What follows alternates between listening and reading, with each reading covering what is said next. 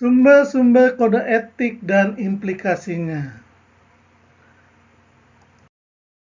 Teman-teman, pelatihan dasar CPNS BPS yang saya banggakan. Pada video ini, saya akan berbagi pemahaman tentang sumber-sumber kode etik dan implikasinya. Teman-teman yang saya banggakan, sesungguhnya sumber-sumber kode etik ASN telah banyak kita miliki. Misalnya peraturan pemerintah nomor 53 tahun 2010 tentang disiplin pegawai negeri sipil. Ada peraturan pemerintah tersebut, sebenarnya kita dituntut untuk disiplin sebagai pegawai negeri. Begitu juga kode etik ASN ada di Undang-Undang Nomor 5 Tahun 2014 tentang aparatur sipil negara.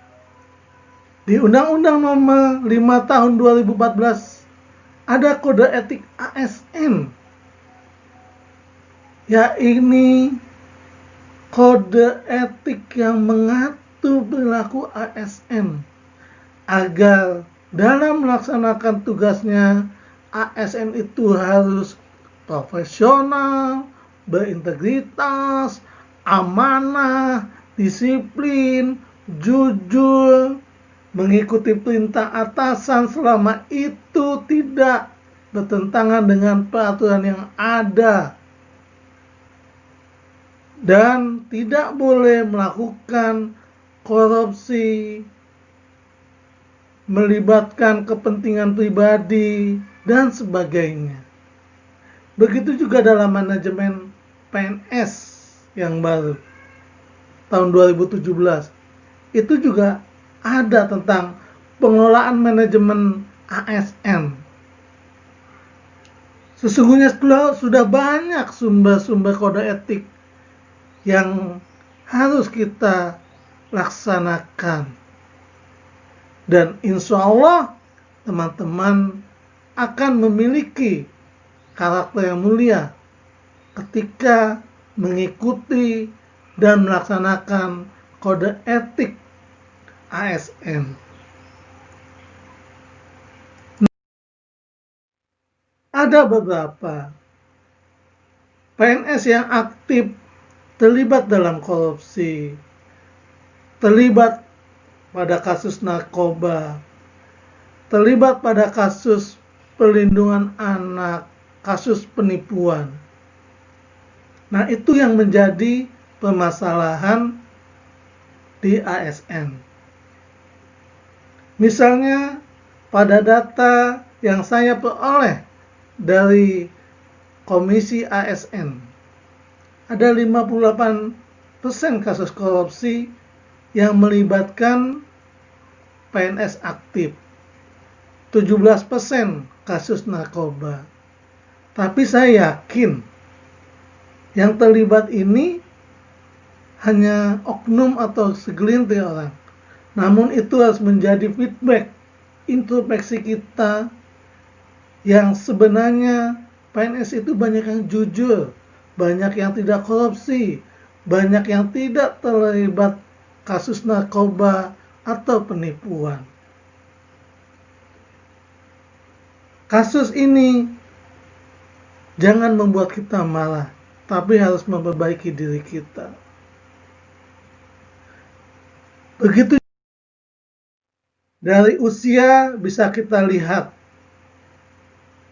Pada usia 20-30 tahun, 9% PNS terlibat narkotika dan kekerasan. Tapi saya yakin teman-teman tidak akan pernah terlibat narkotika. Karena ketika kita sebagai ASN terlibat narkotika, akan menjadi image yang buruk. Karena ASN itu adalah figur, contoh model. Ketika satu orang terlibat, itu seperti memblow up bahwanya ASN seperti itu, padahal tidak. Nah, teman-teman Latsal, CPNS BPS yang saya banggakan, bacalah sumber-sumber kode etik, dan sumber-sumber kode etik itu menjadi perilaku kita, dan sumber-sumber kode etik itu nanti akan dipelajari lebih detail, lebih rinci di manajemen ASN. Dengan mempelajari sumber-sumber kode etik, insya Allah kita akan memiliki kewaspadaan profesional dan kewaspadaan spiritual sebagai bekal kita dalam bekerja dan kehidupan sehari-hari. Saya yakin teman-teman akan melaksanakan hal itu.